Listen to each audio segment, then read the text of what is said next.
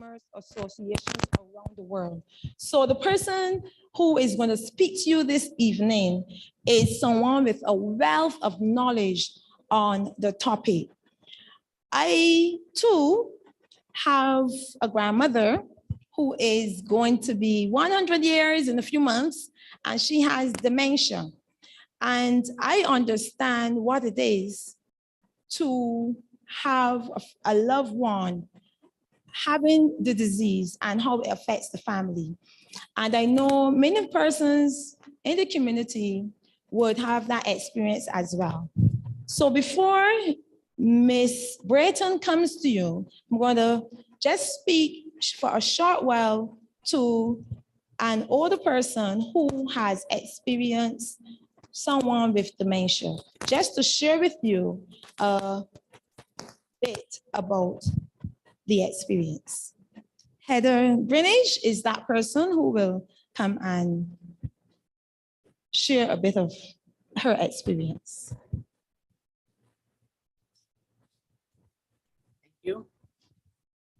I recall more than 20 years ago, my cousin, who was in her 90s, and even I came home from work, and her daughter called.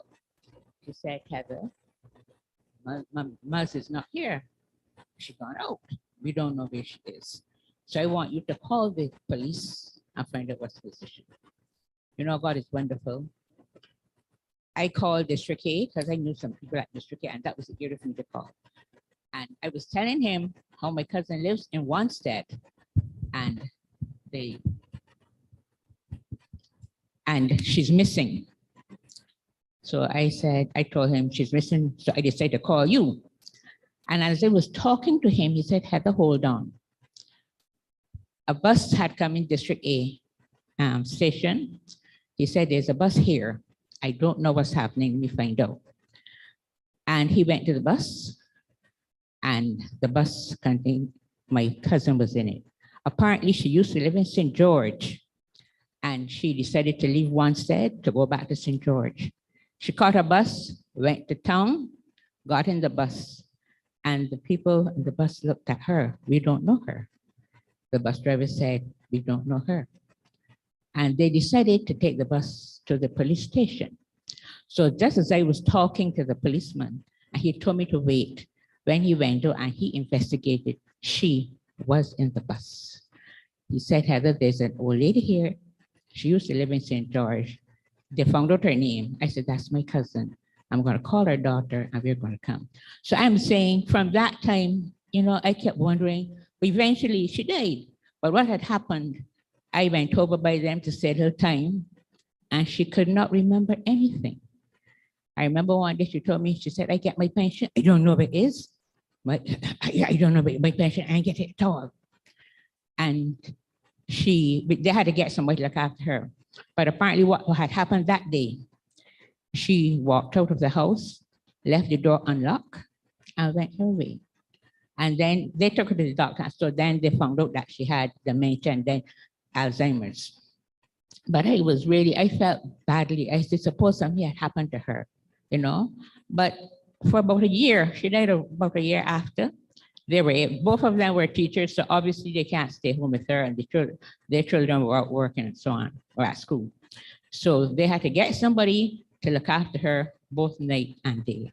So I can say that Alzheimer's and dementia is not easy, because you see, and you're trying to help them, but they don't always understand. So they will say, well, I ain't getting enough food to eat, I ain't getting nothing to eat, you know? So it's a serious disease, or sickness, or what we will call it. And I'm glad that we're having something here so as to tell us how to treat the people, what to do, and they really need a lot of help. Thank you very much. Thank you very much, Heather.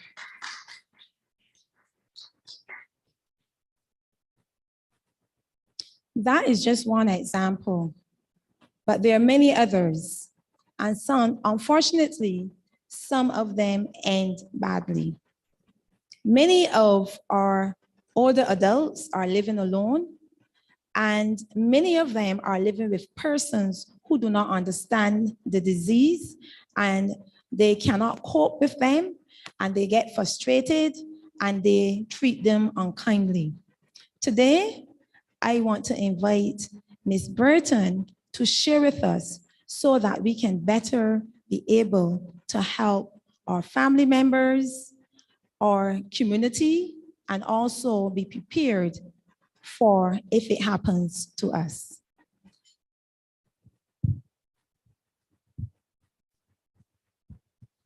Thank you very much. Good evening, everyone. I'm always very excited when I'm asked to come to speak about dementia. Now, when you heard all of my background there, what she didn't tell you, and I suppose it's not on the paper, it wasn't just my grandmother. It was my mother, my grandmother, my mother's 3 brothers, and my brother. But the one that touched me most was my brother. He was 51, very brilliant young man who spoke languages as if he was born to just do that. And all of a sudden, he came down with Alzheimer's disease.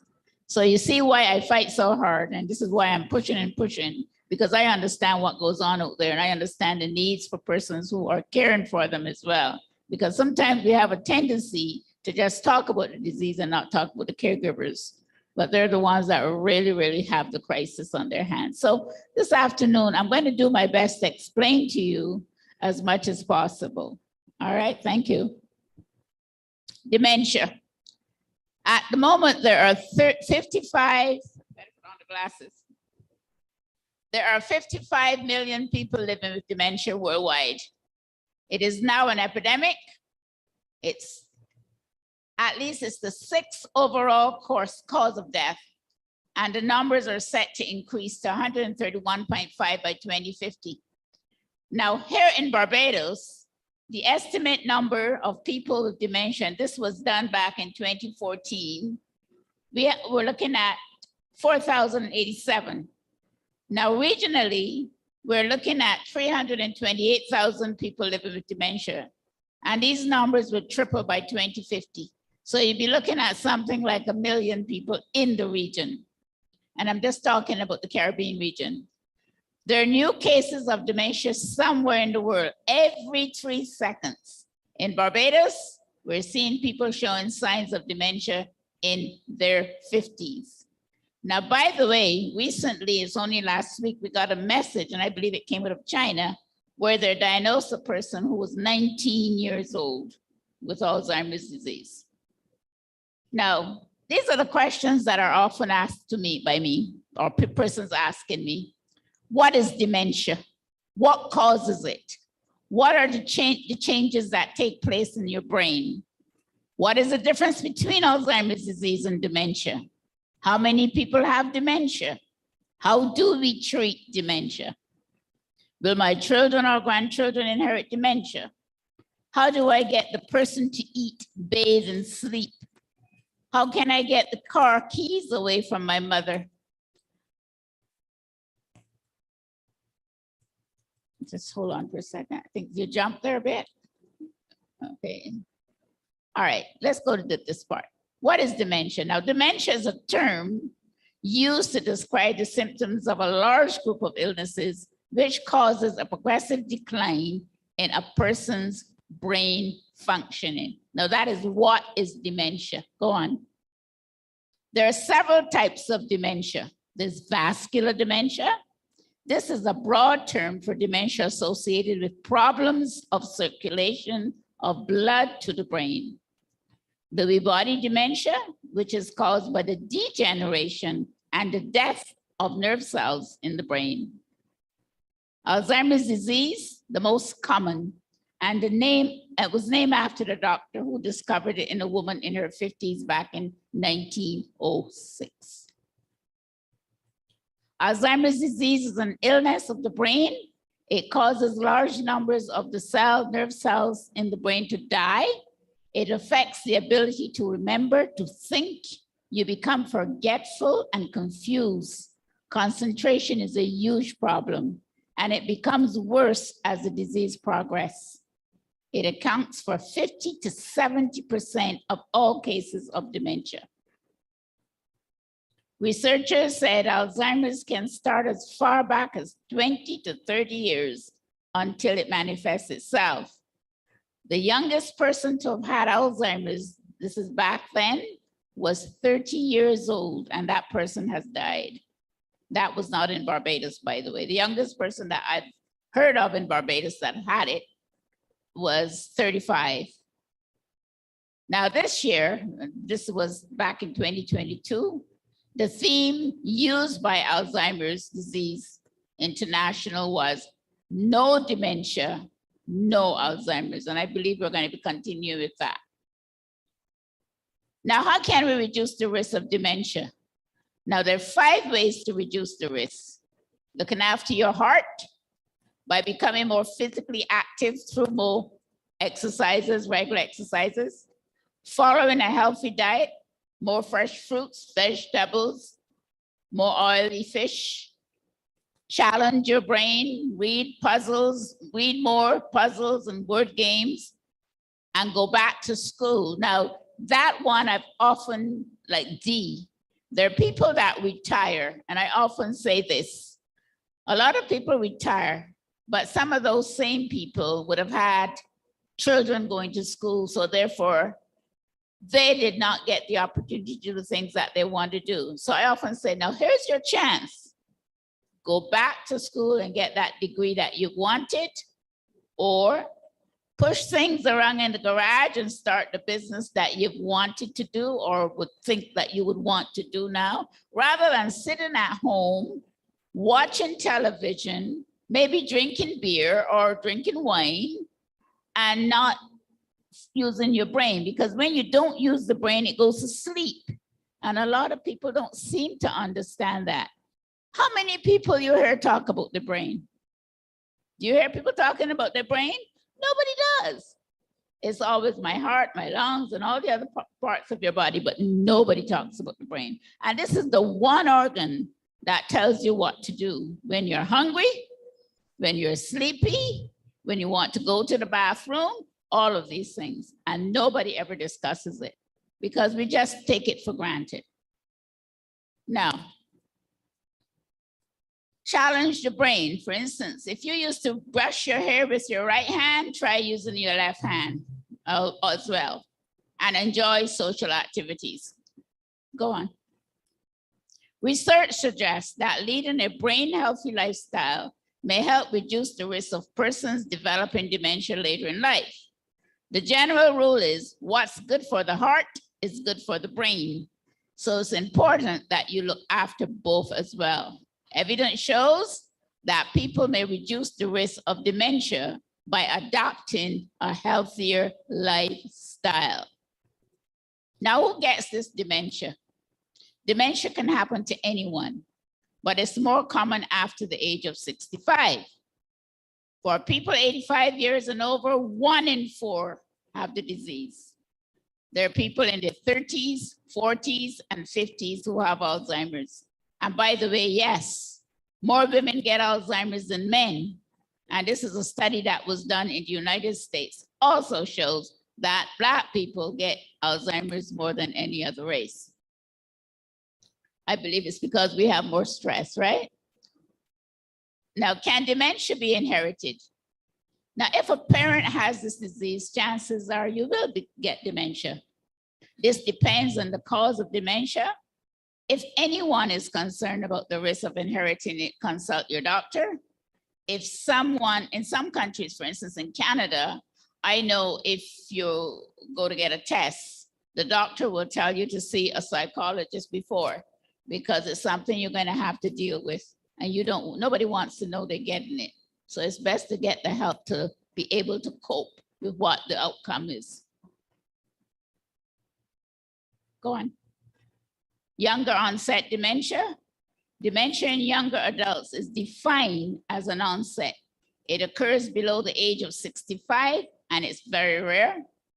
Less than 1% of people under 65 years of age have dementia. These figures are based on surveys undertaken in Europe and may not apply to other populations. However, here in Barbados, we're seeing quite a few younger people now calling in. I had a person 2 days ago who's 49 years old, who's suffering with Alzheimer's disease. Now, you need to understand Alzheimer's disease as well. To help understand AD, you should know the different stages. Alzheimer's disease consists of 3 major stages. Mild, this is called the early stage. Moderate, this is called the middle stage. Severe, this is called the late stage.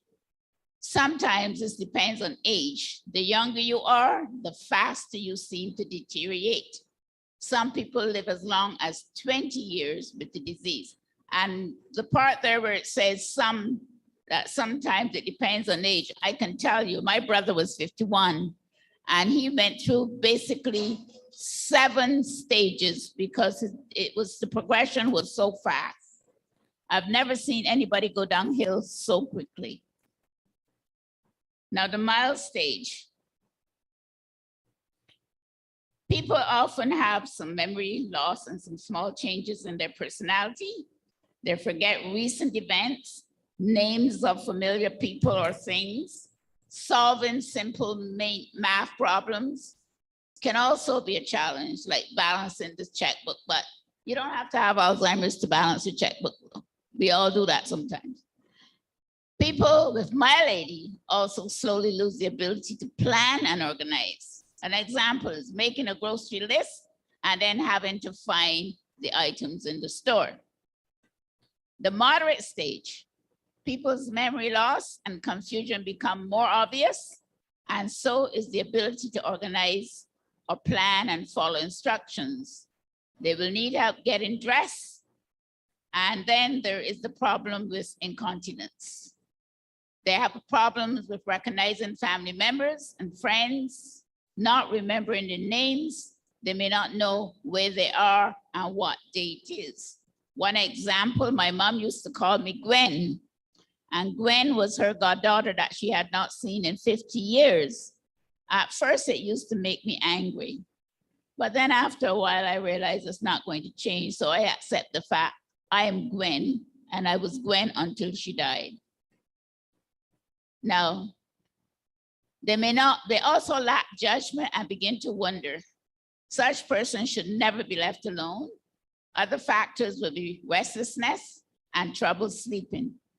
Moderate AD persons will accuse others of stealing. They might curse you. They'll kick, they'll scream, and even grab things and become violent. Knowing that the person can be aggressive, always put the sharp knives and things like that away, and anything that they may consider a dangerous weapon out of reach. And I'll tell you a little story there. There was a couple who was 87 years old. He was 87, right here in Barbados, and she was 87. And he said he was going to kill his wife because he was accusing her of having an affair. Now, you also have to remember that Alzheimer's, dementia, whichever one you choose to call it, is fine. They have long-term memory. So what had happened there, the wife in the past, in the younger days, did have an affair. So this was all starting up again. That's what he was seeing. My suggestion was, as I told you there on the screen, you put the things, the knives and all that away. The family did that, but what happened? He went to and bought more. Since then, they had to take the wife out of the home, so she's no longer living in Barbados. So the son took her to live with him overseas. So again, persons with dementia, everything is long-term.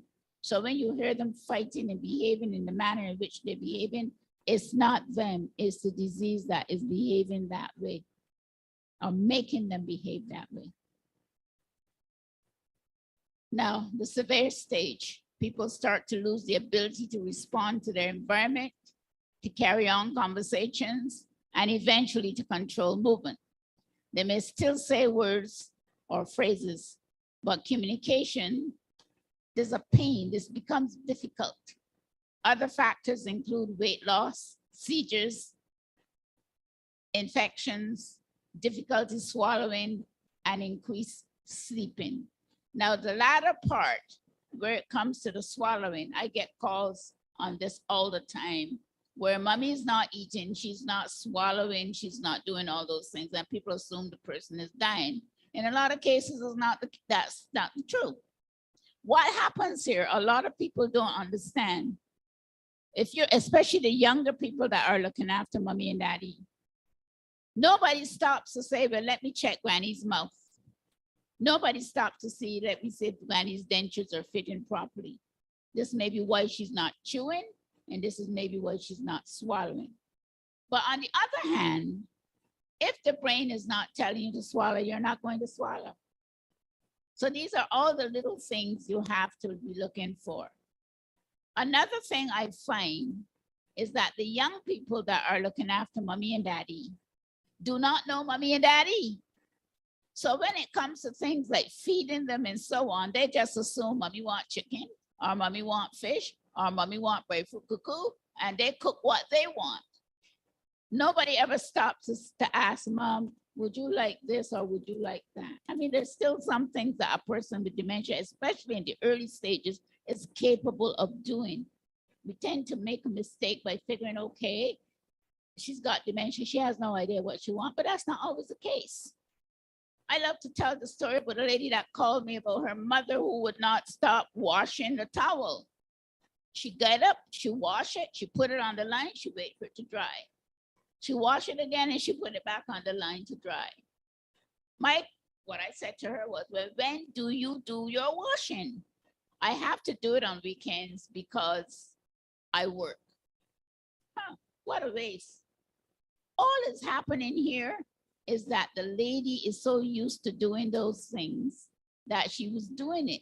So therefore, instead of fighting with her about washing one towel and putting it on the line, give her at least 5 pieces of clothes every day so that she could wash them and keep her brain active.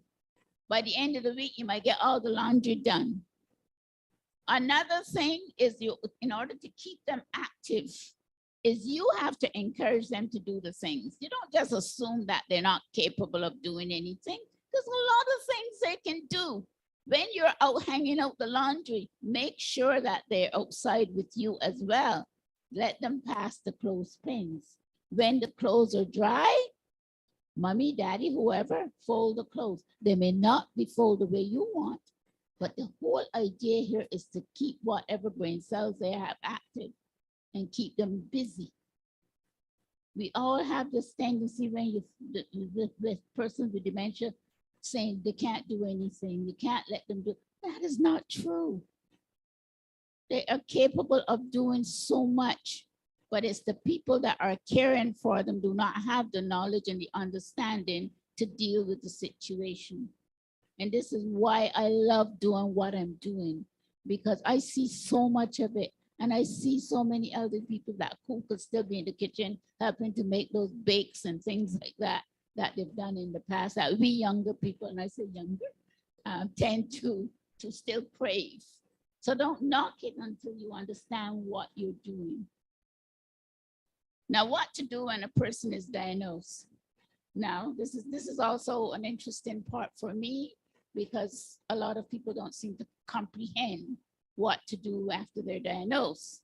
So when they're first diagnosed, families have a hard time telling other family members and friends. How's that? Shame comes in. Shame comes in. Why? All of us gonna get something. If it's not cancer, it's something else. So why are you ashamed because the person is ill? I don't want them to know that my mother's sick. I don't want to know my mother has dementia. Oh dear, how sad. Now, suddenly everyone is ashamed. So children also need to be educated as to what's going on in gran or granddad, or even mom and dad. When a person is diagnosed, they should be encouraged to put their health, their legal, financial affairs in order. They should be encouraged to make decisions as to who they would like to be responsible for their affairs. This helps them to eliminate formal family issues. And believe me, there's a lot of that out there too. I know a family right now of 4. And in that family of 4, one person, which is the daughter who is in a very high pressure job, she looks after mom. but mom does not want her to do anything. She's always chasing her out of the house. But yet the son and the daughter-in-law lives next door and she loves them, but you know, they don't go over and help. No. You know what's happening now? Everybody's waiting to see who get the house. These are the things that are so frustrating, because when a person is diagnosed, in the early stages, they're still capable of making decisions. In the early stages, that person is still able to say what they want done. So it's important that when a person, or even yourselves, get diagnosed, or if you ever have to, put your life in order, because it causes a lot of confusion in the end for families. Everybody fighting for the little house, which is so sickening. I don't know what they're going to do with it, but it's amazing. Okay. The challenges of AD presents personality and behavior. A person may have a good day and a bad day. They may become angry. They repeat themselves a lot. They get depressed, not interested in anything. They hide things and believe other people take them. And they're always searching, not knowing what they're searching for. You'll find a person pulling a drawer out, pulling out things, then they go back at it again. You know, they might accuse you of taking things that they don't remember where they put them.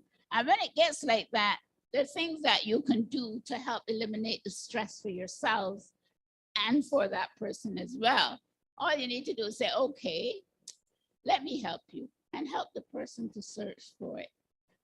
Now, in some cases, when you find it, they might say you had it all the time, you know, but that's not the point. The point is this: you help them and you put it back in their hand. Eventually, they lose it again. My mom used to do that all the time. I used to get a kick out of it. And I'll tell you another thing my mom used to do. My mom used to cry. I remember her. I have to tell you these little stories to get the point across. My mom used to cry a lot. And at one point in time, I remember her crying. And she was lying on the bed. And I said, well, Mom, what happened?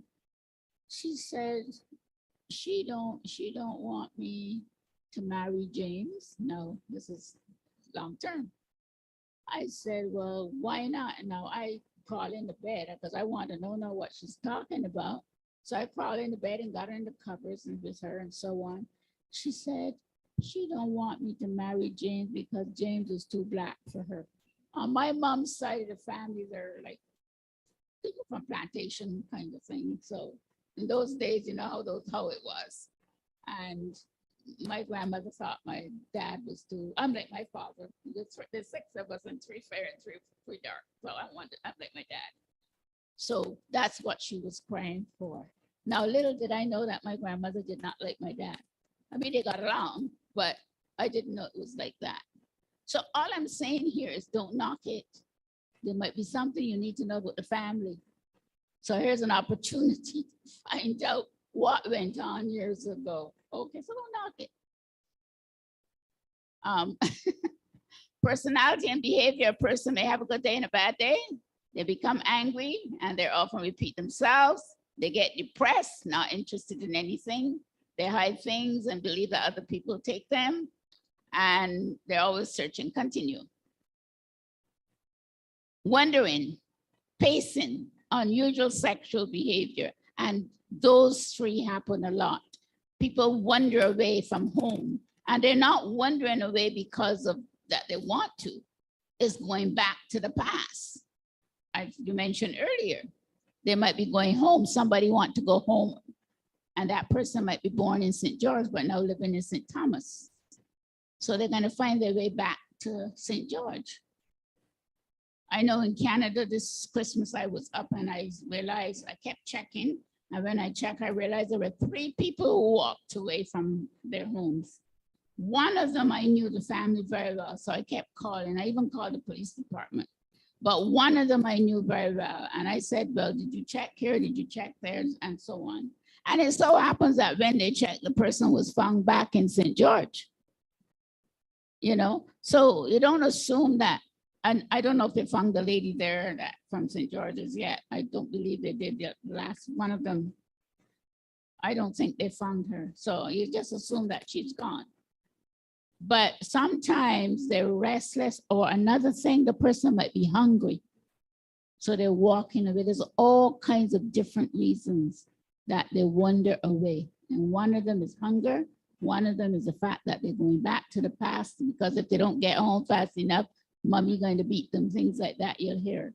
There was a story about my own uncle. I remember when I first came back to Barbados, I was on the bus going up the hill to our family home. And this lady in the back, she says, Pam, did you see your uncle? I said, no. So when I got up, I saw my uncle walking down the hill. So all I can do is ask the driver for me to stop so I can get off. I got off and there was a little boy. And I said, would you run and catch my uncle? He couldn't catch him because a person with dementia moved like a flash of lightning. So by the time, I am somebody that wears heels all the time. So I just pulled my heels off and I ran down the hill. I caught him. Now this man was 87 years old. I said to him, Uncle, where are you going? He said, I am going to meet my brother because we're going to school. And there was my uncle with a little hat, felt hat on his head and a little box with books. So he was going to meet his brother because they were going to school. So luckily for me, one of my cousins was coming up the hill.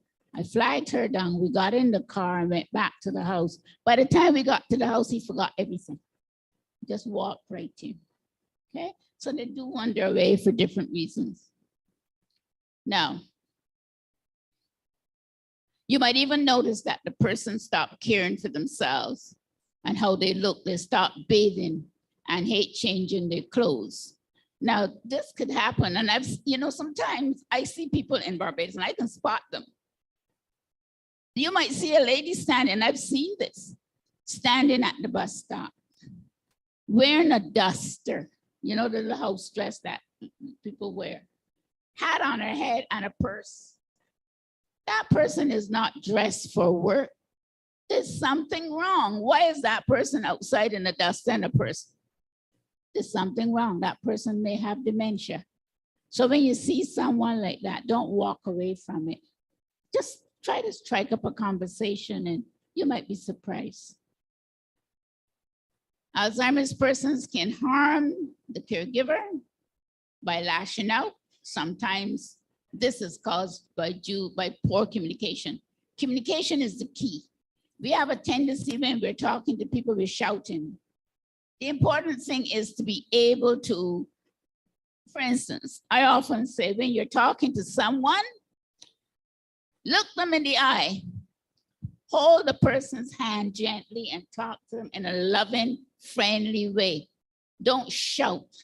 Don't say, go and sit down. Go and lie down until I get your dinner. No, it has to be friendly and loving, because that, even though they might have dementia, they can pick up on all of that and feel very restless and so on. But I know we Bajans like to yell, you even hear them yelling at the kids. And you shouldn't be yelling at your kids either, because if you want respect, you'll never get it. And it's the same thing with us and our elderly people. We need to show them respect and remember who they are and how we got here. So when you're caring for them, all the love in the world is important. Their face, you touch their face, you touch their hand. I hate walking into a nursing home and seeing them sit in a circle and watching the TV, watching them, and their head down, waiting for the Heavenly One to come and say, come. That is so disgusting. So we need to make changes. We need to make more loving, caring places. I often say to people, I live in a country called Canada the majority of my life. And let me tell you something, if those people have what we had here or have here, their nursing homes will be built differently. We've got the outdoors and we don't appreciate it. How many of us you ever see sitting outside eating? When you have these elderly people, they should be able to sit outside and enjoy a lovely meal.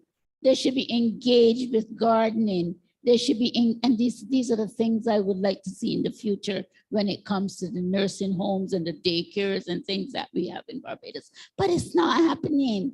It's all about the stupid money that you can't carry with you. And I say stupid, I'm not saying it's not important, but we tend to focus on things for the wrong reason. We have an aging population we're dealing with, and it's not getting what it deserves. It frightens me as a person who's getting on. I'm 74. I don't feel it. I don't feel it. But at the same time, I know it happens. And I would like to think by the time I get to a certain age, if something happened to me, I want to see things in place because I have no intention of going back in the cold. And I told that to my children as well. Let me die here. All right. Alzheimer's persons can harm the caregiver by lashing out. Sometimes this is caused due to poor communication, which I mentioned, meaning the caregiver might not understand. Changes of aggression, hallucinations, and paranoia occurs. Home safety. Now, this is another area that really bothers me. Now, as the disease progresses, people with Alzheimer's disease will become less able to handle things around the house. They might forget to turn off the stove, the water, how to use a telephone in an emergency, or where things are in their own home.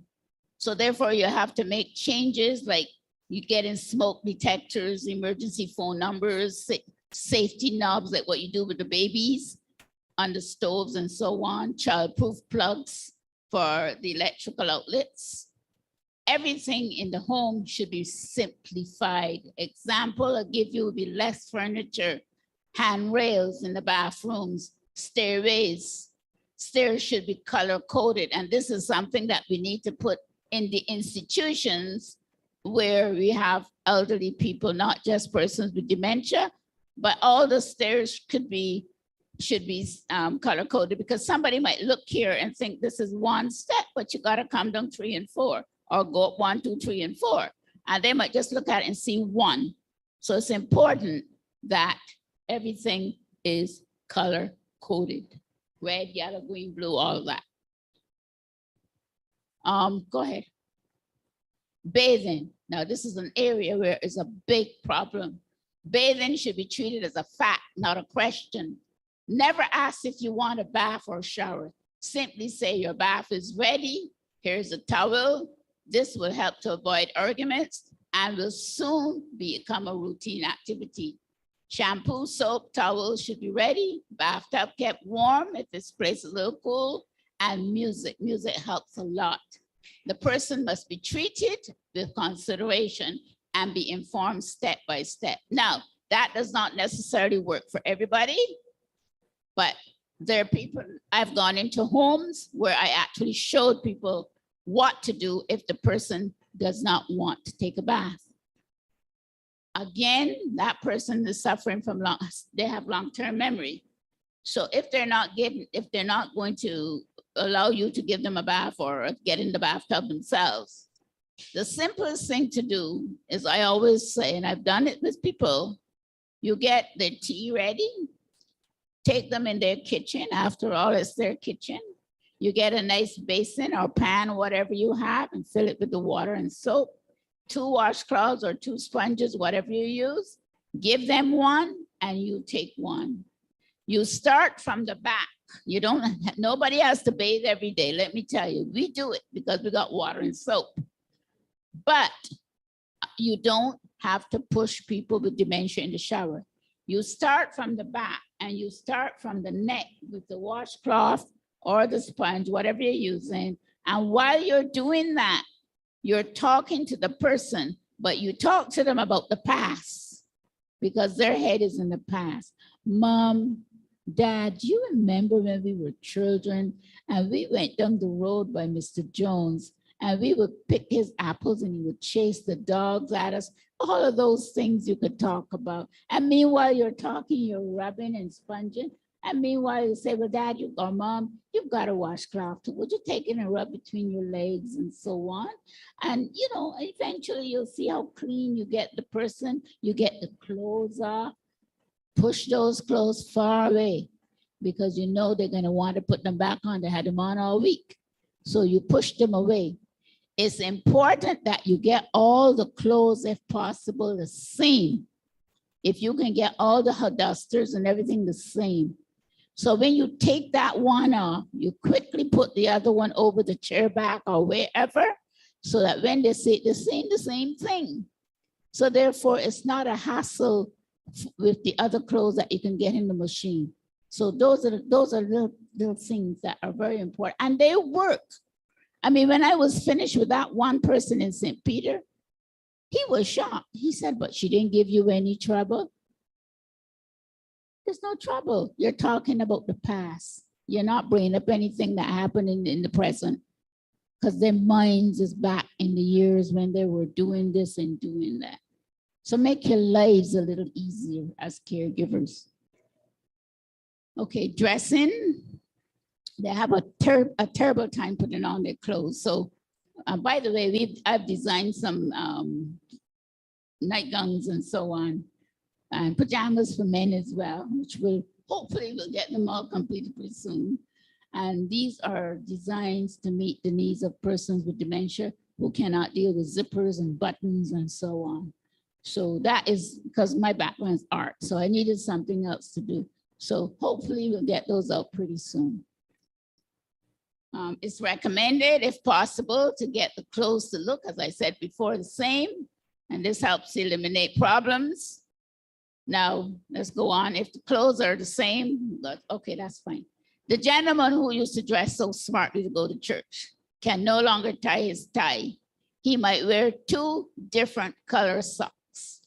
He might wear a red socks and a black sock. He may put on sandals, or he may not even put on anything.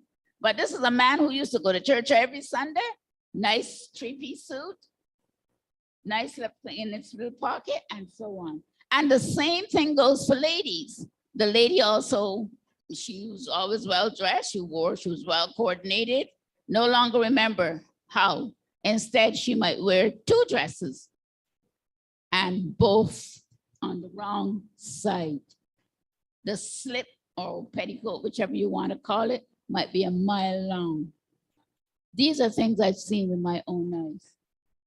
She's no longer dressing the way she is. But yeah, and these are the things that I get upset with people in church. A lot of people don't even look to see what the elderly person is wearing or how they look, or, you know, those kind of things. They look to see what other people is wearing, so they gossip, but nobody's looking to see if the person is okay, or asking the person if they're fine. But none of those things happen. But so that's what will happen. Go ahead. Driving. If the person with 80 keeps driving when it's no longer safe, someone could get hurt or be killed. The dangers has to be weighed. The person's doctor should be informed, because the doctor is the one who usually gives the green light to renew their license. So don't fight for the car keys. If you know that the time is up where the person needs to renew, let the doctor be the one. They'll listen to the doctor before they listen to you. So it's important to inform the doctor and let the doctor make that decision. By the way, my uncle is 101. My great uncle, some of you would have known him, Mr. Sisnett. That was my great uncle. He was 113. He had his memories. My uncle now, who's 101, you saw him when he was 100, that he drove to the president's house. He's still driving. He has permission to drive again, and he's still driving at 101. He's still reading the lesson in church. He still calls and asks if I'm all right. And I often say, I'm the one that should be calling to ask if you're all right. So that's on that side of the family. The Alzheimer's is on my mom's side of the family. Now, how does Alzheimer's disease person feel?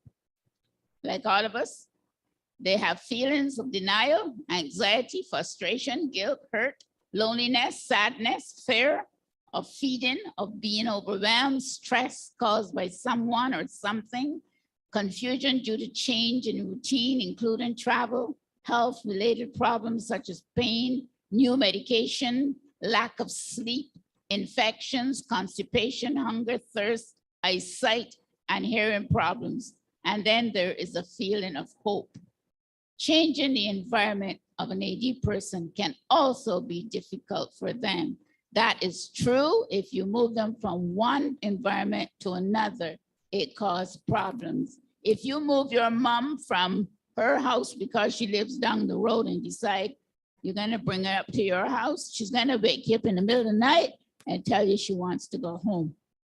So it's always best to leave them in their own environment. That's why it's so important that everybody gets some training instead of putting mommy and daddy in a home. Get some training to deal with the issues, because the moment you put them somewhere else, they're going to drop dead. So it's important to learn to get educated on how to deal with it. Changing in abilities. There's some suggestions that these were given to me by persons with Alzheimer's, and those are from people in Canada. They suggest you write things down on a notebook when you are in conversation. Do one thing at a time. Take your time and let others to give you time. Keep busy. Find things to do that you enjoy. If you no longer enjoy reading by, we try talking books, audio tapes, and videotapes. If church services are too crowded, find out which church service has less people. And those are from persons who have early Alzheimer's. The surroundings, it's important that their surroundings are comfortable. Alzheimer's person should not be in a place that is not familiar. The noise from the TV and the radio, the loud talking, noises can cause confusion and frustration. Even the singing of the birds can be annoying for persons with Alzheimer's. Now, if you have a mirror in the house, it's important that you get rid of that mirror, because that person might think that's somebody else in the house. And I'll give you an example of a gentleman I know who looked in the mirror and decided to get a ball, and he threw the ball to the person that he thinks is in the mirror. The ball bounced back at him. Then he looked at himself in the mirror and said, "You're foolish." So get rid of the mirrors, because they'll assume somebody else is there. Cover it up or get rid of it. As the disease progresses, the person may have hallucinations. Alzheimer's person become agitated and aggressive. They become restless and worried. They're unable to relax. They may pace a lot. They cannot sleep or become aggressive towards others. So try to keep them busy during the day so that they want to sleep if they're tired. A lot of times they don't like to sleep, especially in the evenings. There's something called sundowning, where they pace up and down all night, and then the caregiver can't get any sleep. Now, communication is a problem, and I already mentioned that earlier, but there's a little more detail. To be able to communicate can be very difficult at times with a person with AD.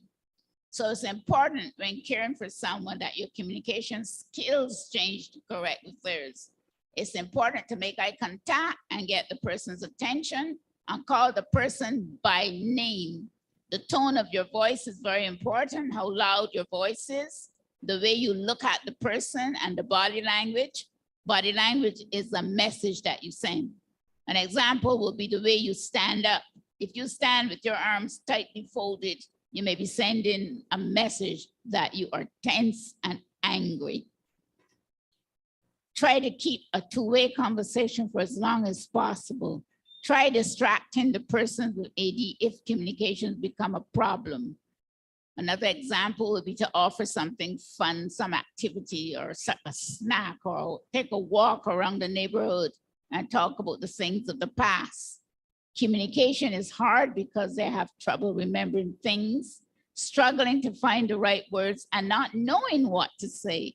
It's also important not to become angry with the person when they talk about the past. This is what they remember. Alzheimer's persons only have long-term memory. Remember, you might learn something that you may have always wanted to know, or you might learn how to help the person cope better. Cooke, change. Other communications problems will be finding the right words when speaking, understanding what the words mean, paying attention during a long conversation, losing train of thought when talking, trouble remembering the steps in common activities such as cooking a meal, paying bills, getting dressed, or doing the laundry. Okay. Encourage the person with Alzheimer's to communicate with you. Show a warm, loving, matter-of-fact manner. Hold the person's hand when you're talking. Be open to the person's concern, even if he or she is hard to understand. Let the person make some decisions and stay involved. Be patient with angry outbursts. Remember, it's the illness talking. If you become frustrated, take a time out for yourself. Speak effectively with a person who has Alzheimer's disease. Offer simple step-by-step instructions. Reduce instructions, allow more time for the person to respond, and try not to interrupt. Do not talk about the person as if he or she is not there.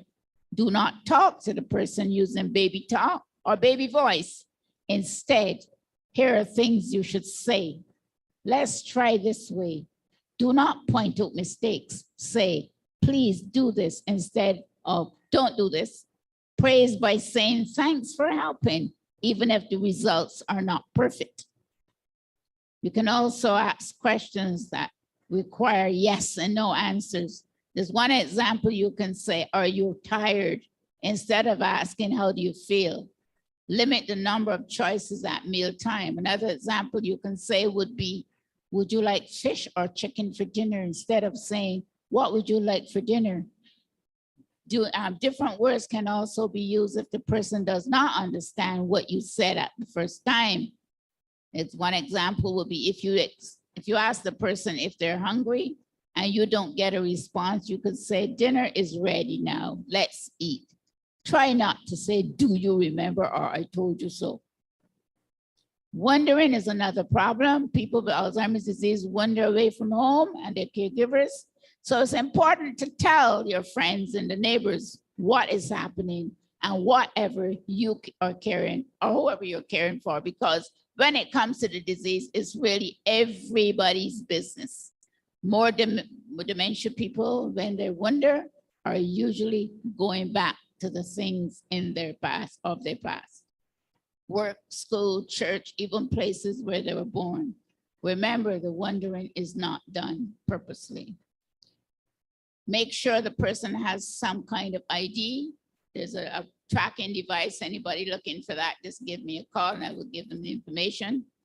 Let the neighbors and police know the person has Alzheimer's disease. Keep a recent photograph or video recording of the person to help the police if the person gets lost. Keep doors locked. Consider a key deadbolt or add another lock, place higher or down low on the doors. Install announcing systems that like chimes. When the door opens, you'll hear the chime. So that's a good thing to do. Behavioral problems. An AD person with behavior problems may vary and requires a unique and special treatment. It's important to remember that a person's behavior not voluntary, but is caused by the disease. The changes in behavior might be associated with specific events such as feeling of fear or anxiety, confusion, changes in routine, anxiety about having to go somewhere, or other health problems. A good example would be sleepiness or the new medication. Now, music can bring happy memories and feelings. Some people may feel the rhythm and may want to dance. Another person may enjoy listening. Some AD persons are able to sing a song from the past. And a good example of that is my own mother. I had a bag, which we now have, and it's called a love bag. So you see those on the market soon. And this bag, I had everything that my mom enjoyed. The perfume, the church books, her tapes. My mom used to love Tom Jones when we were in Canada. And I remember I bought a CD and I put it in the bag. And whenever she got to the point where it was becoming annoying to me, all I had to do was put on the Tom Jones. The next thing you know, my mom was dancing all over the place. So these are the little things that you need to learn and understand. Put everything in this one bag that the person loved from the past.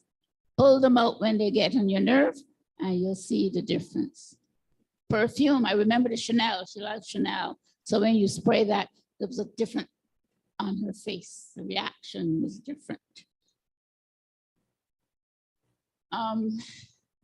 As I said, music can bring joy to persons as well. Now you can take a person with AD to church and they will sing the hymns, especially if the person had always been a regular church person, but they will not be able to find them in the book.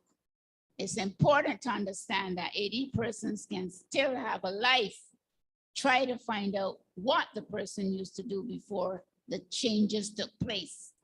Good example would be if the person was a teacher, create an atmosphere at home with a chalkboard and books, get some dolls and things like that, and set up a scene.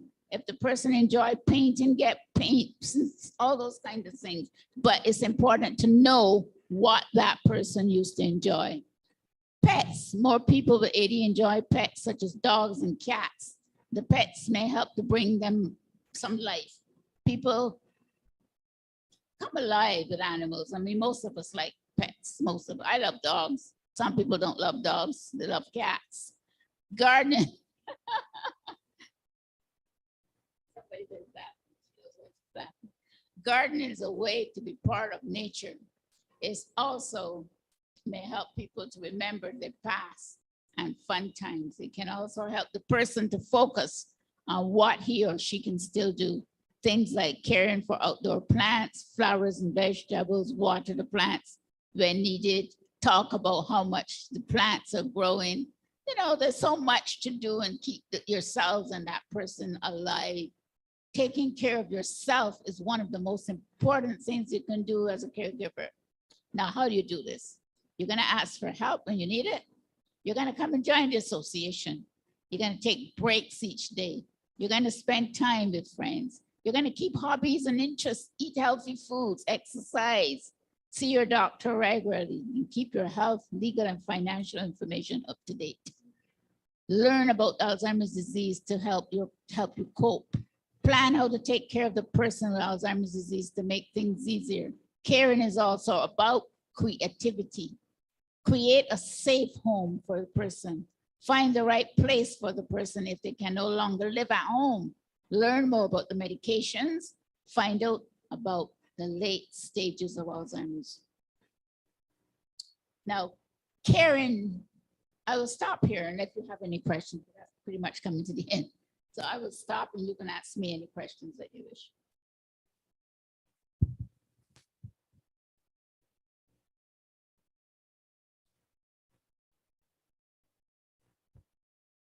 We also have persons online that will be in. So we will bring the mic to you if you have any questions to ask Ms. Brereton.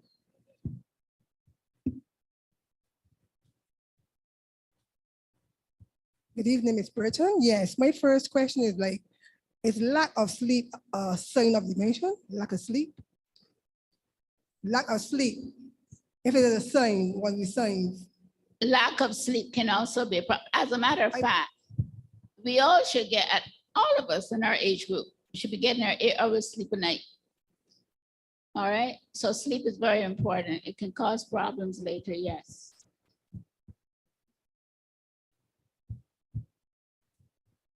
I have a question while the others are thinking about their question. My name is Justin. So for the persons who are online. Now, recently I started to forget certain things. So I was wondering if that was an early sign of dementia or Alzheimer's. So I want you, I am in my 40s, so I just want to know if, and luckily, thank God that I start to remember. So I feel better. But I just want to know from you if starting to, because I can't, names I am not good with names. Faces, yes, I'm not going to forget your face. And I started to worry because it's a cheese on bread. I want to know if I'm getting Alzheimer's or. Well, first of all, I can't tell you if you're getting Alzheimer's, but what I can tell you is that we all have a tendency to forget things at times, okay? And not every time that you have that problem, it is Alzheimer's. It can also be lacking of some sort of nutrition, lack of vitamin or something that you need. So I will check with my doctor if you are concerned about it. Yeah, I'm concerned. Somebody else? Good afternoon. A query about the price of drugs that help slow down Alzheimer's. I understand that they're very expensive. So I'm trying to find out how can, we treat this as an important matter and therefore, make a case to have the price of the drugs subsidized by government and that kind of stuff, unless that's already in the works. No, it's not. Medication is still very expensive. There is a new, by the way, before you answer all that, there's a new drug coming out very soon. They've tested it and they've seen the fun results. And that is supposed to help slow down the progress of the disease. But in terms of the drugs, I know there were like 30 pills, Jackie, and because her mom had Alzheimer's as well. And it was like 30 pills at $300 per person. And that's very expensive. And that was the RCEP. That was the RCEP. Yeah, very expensive. Now, I cannot do anything about that. This is something you're gonna have to take up with your government, and the drug services and so on. But it is expensive. It's frightening. But there are other medications out there that the doctor would also recommend to you as well.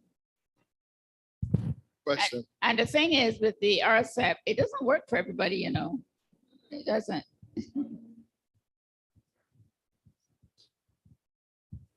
Some people talk about certain foods, like is it coconut oil? I think I'm going to give you that at the have end. that. Okay. Yeah.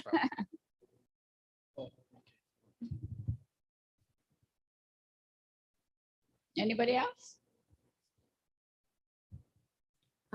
Hi. So I have a question about things we could do to prevent persons from getting dementia. I was reading up about it before the presentation, and they were saying that spending time with older persons would lessen it. So is there anything else that we could do? I like that. The part of the problem that we're having, and I can speak for Barbados, a lot of families now, the children are living overseas. So when they're left alone, they become depressed. And depression can also bring on dementia. Okay, so it would be wonderful if people like yourself, young people, would spend more time with Granny and friends and so on who are older to help keep them up, not keep them down, but keep them afloat of what is happening. So that's important. Yeah, that helps. Can exercise be a prevention method as well? Absolutely. We need to exercise and they say what's good for the heart is good for the brain. So they both work together, but you'll hear a little bit more at the end. And that would be a good coping mechanism as well. Yeah. Both the patient and the caregiver. And we don't have, I exercise, but Jackie would tell you, I don't go to my house. I have a hallway that I would walk 10 up there and then 10 back, 10 up and 10 back. And then I go in my room and I do my legs exercises and things like that. You don't have to leave your house to exercise, Sure. So there's a lot you can do at your own home to keep yourself alive. And That's a fact, because when we were on lockdown, we exercise at home. right. And nowhere else to go. You don't just eat and sit down. We tend to do that too. We eat and sleep. And it's not a healthy thing to do. Another thing that bothers me is I see somebody might live over there and the corner store is there. So that person get in their car and drive from there to the corner store to get a bottle of soda or something, which is so silly. You need to get involved with yourself. Love yourself. Never mind what the neighbors think or anybody. Love yourself and do what makes you feel good. And eat right. You have to eat right too, because we here now have become so chefette and Kentucky, and nobody eats the things that people like my great uncle and them used to eat to live to 100 and whatever. No, we need to get back. We were out yesterday. You asked her. I went to the place and I picked up green banana in my meal, sweet potato. What else did I have in there, Jackie? Everything that you could think of that is from Ground Provision, and cabbage. All of those things. Cabbage is wonderful to eat. It helps clean up your system. Well, you eat the rough things that clean your system and drink lots of water, loads of water.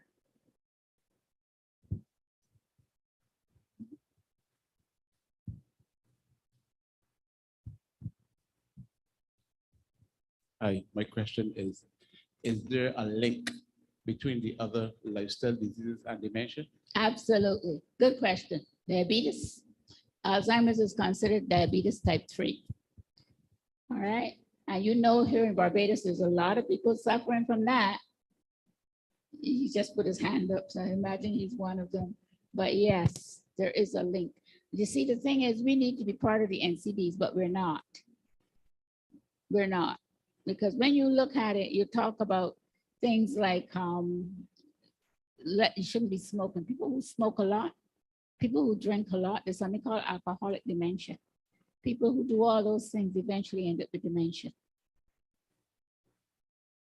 So that's it. To help carry on the conversation, what others are thinking, you know, years ago, I am assuming that it was not diagnosed. We see a lot of challenges with the elderly, and we didn't know why they behaved the way they did. They wandered and so on, and now we're now picking it up. You're learning now. We're learning now. We're more informed and so on. Recently, my mom and I, we had an experience, but this is my first experience with someone with either Alzheimer's or dementia.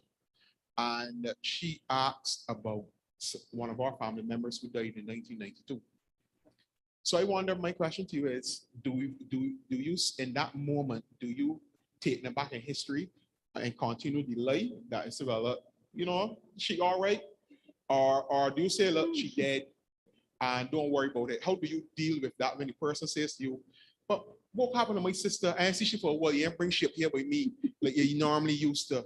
How do you, tell a person with dementia either the truth or the lie? You know, it's funny you asked that question because it goes back to what I was telling you about my uncle. When I brought him back up to the house and told him that in order to get him back to the house, I had told him that his brother was sitting up at the house on the step. So one lady said to me, "What, you lied to him?" Now, if I didn't lie to him, he would not come back. Now, I don't think God is going to punish me for that. So they live in the past. So what else can you do? If you start up a conversation and try to explain, it's going to take you forever and then it's going to come back to you. So why not just leave it as it is and carry on? You're not hurting anybody. It's called coping. Now that you mentioned word coping, how did people cope in the times of COVID-19 with these people that had this type of diseases? How did they cope? It was rough. Right. And I had calls where they could not keep the mask on. They didn't want to use a sanitizer. It was very rough on people that had persons with dementia. When they go outside, they don't want to put on the mask and stuff like that. And they still want to continue doing the things. And it was tough. So the disease worsened during that time then for some Of people? course, it got worse. And then, of course, you got even the ones that didn't have the dementia that cannot get out, but stuck in the house. What you think gonna happen? That person gonna go downhill because they can't get it to talk to the neighbor. They can't get it to go to the supermarket. They can't get it to do the things that they normally do. So therefore, they're gonna go downhill. It wasn't easy. So many of those people didn't have COVID though? No. Okay. Depression. Yeah.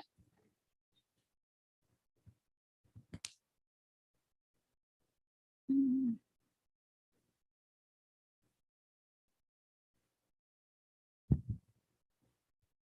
Yes, you had said earlier, right?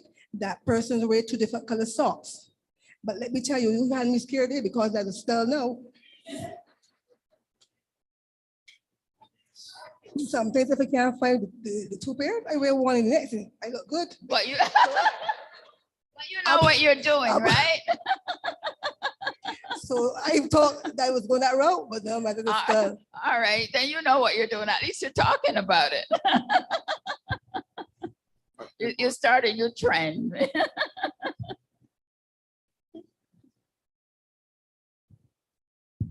Good evening. Good I know evening. you haven't gone fully into the caring part yet, but what are some tips for us to help people who are taking care of persons with Alzheimer's or dementia? Because you mentioned for some there's a shame or they don't know how to tell people and it might feel intrusive if you notice something, you realize, well, what are some ways in which we can help others who are taking care of persons developing Well, dementia? first of all, as I said earlier, a lot of people don't like to tell other people, the neighbors and so on, about their family problems. So it's get hidden, okay? But if you know of someone who's suffering from dementia, you know they need help, the first thing you do is get them to call us, all right? We provide you with all the literature and so on that you can read upon to give you some guidelines on the directions in which you should go. All right, that's the first thing you need to do. But actually, the first thing you should do is get diagnosed. That's important. If they're not diagnosed, you can't go around and say they have Alzheimer's. So that would be the first step. And once you've done that, you get back to us, and then we will give you the literature and so on that will help you to direct whoever. Okay. Okay, there's more comment from online from Rima Health Barbados. It says, to answer the drug question, Alzheimer's drugs will never be subsidized by any government in Barbados. It is not a benefit category drug, and unfortunately will never be. All right, you heard that. So, there you go.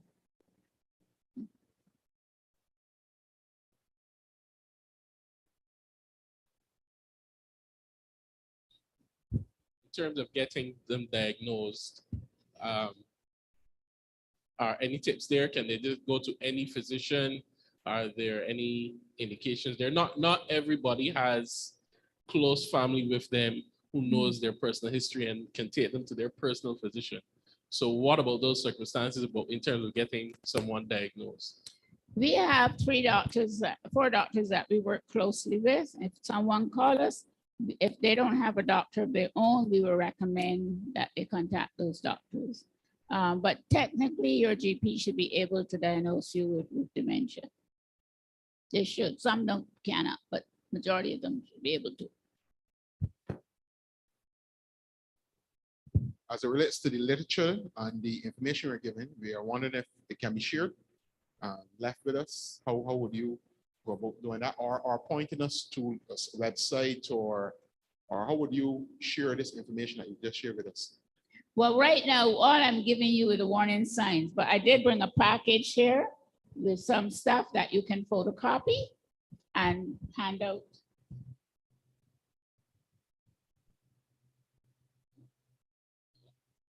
Those are the warning signs, so I wouldn't have to repeat them. You can read them on the sheet. Yes, good afternoon. I would like to know if a person that's got seizures is more exposed to the dementia. Epilepsy, yes, yes. And you've got this people with Down syndromes that they can also get dementia. I try not to get too medical because I'm not a doctor, but yes.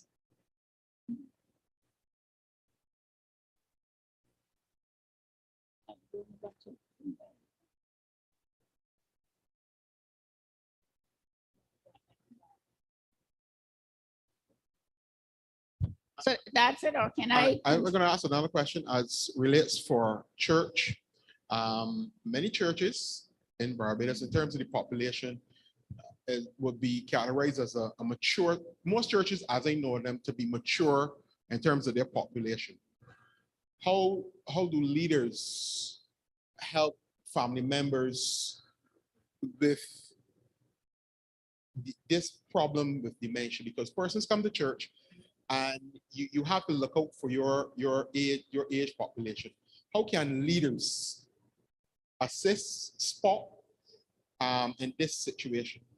Okay, I'm glad you asked that question, because one of the things that we have been trying to do in the region, as I said, we work with the international office, and one of the things that we were trying to do is to get all the churches in the region to be involved. And what I would like to see is every church should have a support group. I know you have health groups. So within that health group, you should have a Alzheimer's support group, because we wanted to do that on our own, but it was difficult because we could only do it like in the evenings. So therefore, when people start coming to us, they complain about the driving at night and so on. So if the churches that have the help group can include or incorporate a Alzheimer's group, I think that would make a big difference. And that's something that we've been trying to push. And pay more attention to your elderly people. If you really know them and you look, you'll see changes going on and so on within them. And you should be able to pick up, watch how they dress and how they're eating and those kind of things. You should be able to pick up on what's happening. But it's important, and I hope you will get your churches to start these support groups, and we will help you set them up and so on, and assign someone to every session and so.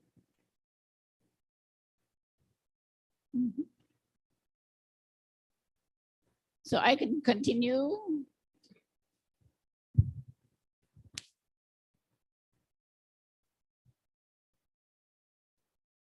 Now, caring, everyone feels differently about becoming a caregiver. People react in different ways. The question that goes on in their minds, why me? Why our family? What did we do to deserve this? What caused the disease? All these are questions are asked with no definite answer. This kind of uncertainty leads to feeling of anger and frustration of causes and symptoms and what to expect in the future. Everyone would have different feelings because of their experiences. A person caring for their family member or friend usually finds it very difficult and extremely stressful. It's important to include other family members and friends and don't feel ashamed to ask for help. Some people are born caregivers and some are not suited for the role. Caregivers must know their limitations and their strengths. Ask, why am I the caregiver? Is it because you love the person? Do you feel a sense of duty of obligation to take on the role? Is there expectations from either the person with Alzheimer's or extended family friends? Are there financial reasons? Or is it important to understand the reason behind the decision to become the caregiver? Go on. Now, what can be done to help? At present, there's no cure for most forms of dementia. However, medications and alternative treatments have been found to relieve some of the symptoms for some people. Some medications slow down the progress or the progression of the disease. So you must check with your doctor. Look for creative ideas. You may look back at the person's life and find some solutions to assist in the care and better understanding of the person you are responsible for. Go on. Now you need to eat healthy. There's one study that found that 60% reduction of risk of Alzheimer's disease in people who ate oily fish at least once a week. Fish oils may help to prevent the hardening of the arteries and high blood pressure, which can cause dementia risk. A high intake of folic acids has been shown in one study to reduce Alzheimer's by up to 55%. Fortified cereals, green leafy vegetables, orange juice, yeast extract, and liver, all good sources of folate. There is a continuous study on how that relates to dementia risk. Now, when I speak about oily fish, I'm talking about things like mackerel. Don't give the mackerel to the dogs. I found when I came to Barbados, people were buying it and feeding it to the dogs. It's great and it's good. It's a very oily fish and it's delicious with breadfruit. And I'll tell you how I know. I was in French Polynesia and that's where our breadfruit came from. And let me tell you, when they cook their breadfruit in the ground because of the volcanoes and so on, when they serve it with mackerel. Do you know I decide never to eat breadfruit again unless I eat it with mackerel? And of course, I don't always do it, but it's the truth. It tastes absolutely delicious. So please eat it. It's good for your brain. I love my dogs. You love your dogs, but feed yourself with the mackerel. You can still feed the dog with other things. Now, these are the foods you should eat. Fruits and vegetables, Fish such as salmon. Salmon can be expensive. Mackerel and sardines are wonderful for breakfast. Eat plenty of those. You can either buy the tin or frozen.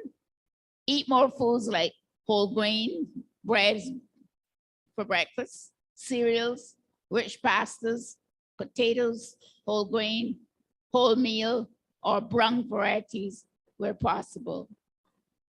Now, what are some of the other brain foods?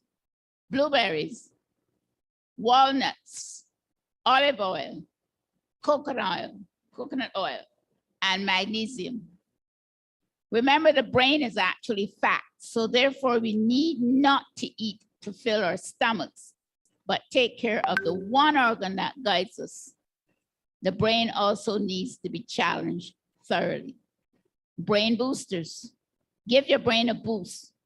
Do you know that puzzles and crosswords and word searches are a good way to keep your brain active? Games are wonderful. Maintain a healthy diet. There's something called the Mediterranean diet. And choosing the right foods is a great way to boost the nutrition that feeds your brain. Again, you got the puzzles and good recipes, stories and exercises. Keep the brain healthy. Okay. Barbados Alzheimer's, well, you know what we do, and that's what we're here for. We're here to help. Now, I talk about the Mediterranean diet just now. That includes things like a lot of tomatoes and olives and, you know, things that they will eat in Italy and those kind of places. That's where the Mediterranean diet comes from. And a lot of olive oil. Olive oil is wonderful. You know, we don't need to use it every day, but olive oil is good in the cooking. Coconut oil is mentioned. I don't know, people claim that it helps, but I don't believe it. I have not heard anybody or researchers from any of the conferences that we've attended. I have yet to hear any of the researchers talk about the coconut oil. When the question is asked, they tend to ignore it. Because people, you know, we believe what we want to believe. If you take something and feel it's working, then fine, go ahead. But I'm not going to tell you, yes, coconut oil works, because I would be lying. I don't know. Well, we've been drinking coconut water for ages. You know? So I believe in the science. So therefore I stick with that. And I'm not saying that all these other things are not helpful. They have benefits. So therefore, if you want to go ahead and do that, go ahead and do that. I take those. I take those every day because of the omega-3. I take those every morning. I take those, and I still do. And I've been taking them for years. So I'm praying that that's something that will keep me on my feet and keep my brain going. I still wear heels, if you notice, but because I believe the coconut, the cod liver oil is good for my bones. So I'm very happy I can still wear my heels. No more questions. So if there are no more questions, I think oh, go ahead.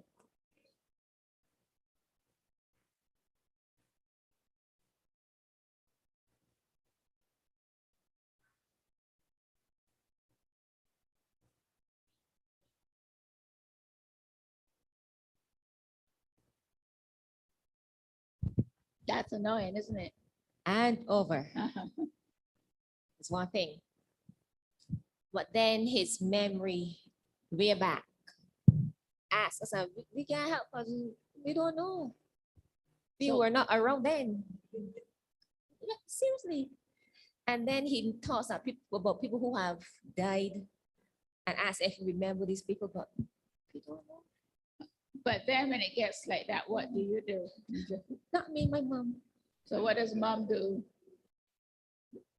She knows some of the people, so she could answer him, but we can't help him. But one good thing though, he can read. Yeah, He reads. I'm not surprised. Yes, but he reads over the books over and over. Yeah, over. Yeah. And his favorite toy now is his tablet. Okay. You go sleep, he's on a tablet. What does he do on the tablet? Watches pictures, not movies. Like things that actually happen, like say like when the policemen unfair people, those sort of things. He watches those. Okay. His music. Or at times he can do like puzzles. He does puzzles also. Okay. Yeah. But it sounds to me like he's still tracking. Yeah. Yeah. But when he The good repeats thing about it. himself, Mhm. all you need to do is change the subject or divert to something else. Don't tell him shut up or anything. No, we don't tell him shut up. You just tap him like the others. I said, Dad, would you like some ice cream or something? And Please don't mention ice cream. No, I'm just saying that that's his Like he's diabetic, but he still love ice cream. I understand, but those are just little things you can find to do to, you don't have to give him the ice cream, but you can find something you know you like and offer that to him to distract, whatever. Repetition, don't want to talk about that. So, Dad, would you like this? Would you like that? And try and change it. That's all you can do. And then it's hard to get him. Take him for a walk, maybe. Knees. Rub his knees then. Rub his knees and talk about the knees. That is a hurting. You know, you got to be creative. It's about creativity. There's no book that sets to tell you the rules. You have to know the person and search for the things that will make them comfortable as well as you as a caregiver comfortable. That's all it is, creativity. Okay. Don't look so worried. How about you yourself? Remember, Dad, you got to think about you yourself now. Are you eating properly? Are you exercising? Are you doing the word searches? You see, you got to do the things that you know that Dad has it or had it or Mom has it. So you got to think of yourself because it is hereditary. So it's up to now, you really need to change your lifestyle. And if you have children, it starts from the bottom.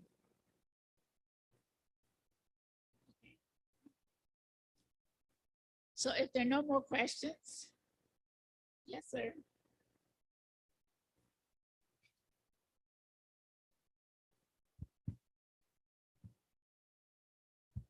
Thank you. You mentioned about the physicians that the association can recommend. What about for legal issues? Are there persons that you can refer to, attorneys at law or other ways? Things like if you need power of attorney to manage their medical affairs or their legal affairs, banking affairs, those kinds of things? We have a lawyer that we associate with, and anyone that's looking for a lawyer, in that respect, I refer them to him. But any lawyer should be able to come up and do a power of attorney. But you know that power of attorney dies when the person passes. Yes. Okay. Thank you.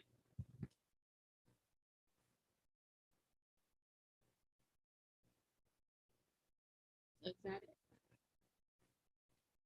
Well, I hope I've been helpful. And I just want to tell you that September, first of all, June is Elderly Abuse Month. And we will be working very closely with the National Assistance Board on that. Then September is World Alzheimer's Month. So we do a lot of activities, including seminars and so on. So you'll hear more about that as well. And I'm hoping that we can work together and make that possible. Every year we attract at least 200 people at the seminars. We bring in people from overseas, like the researchers and so on, to conduct the seminars and so if you're interested in that, you can get in touch with us and we'll let you know when the registration and so on. It's an all-day function and we can take it from there. But we do our best to give people a better understanding of dementia. We travel. I didn't mention it, but I am now sitting on the international committee in ADI. I was elected in the last conference. So I'm pretty proud of that, to be honest with you, because the region has now, everybody in the region now has an Alzheimer's Association, thanks to the Barbados Alzheimer's Association. So everybody is really suffering with the same problem. So I thank you for having me here.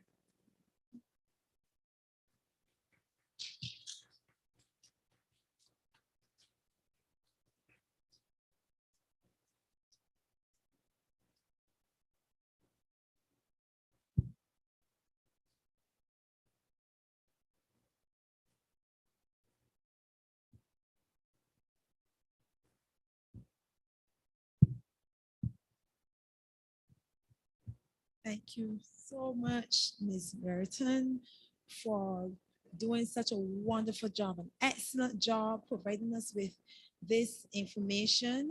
I am sure that we all know something that we can be able to help others with, whether it's a family member, whether it's a friend, or just someone in the community we know are equipped with knowledge that we can be able to be looking out for others around us in our community and in our environments.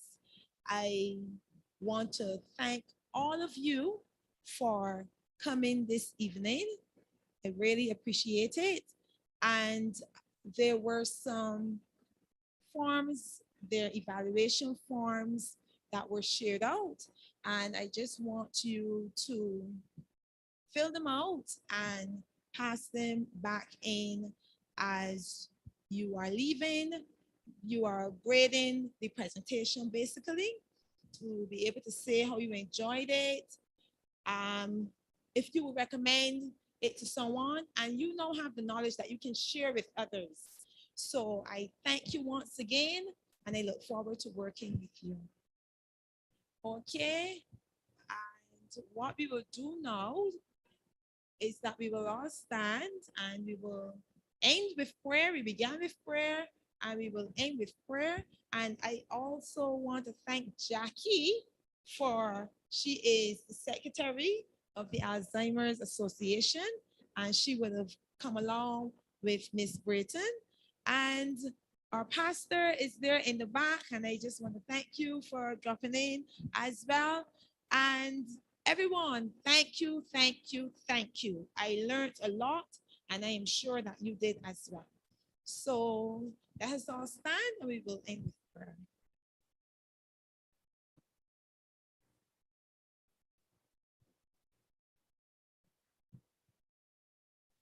Okay, let us pray.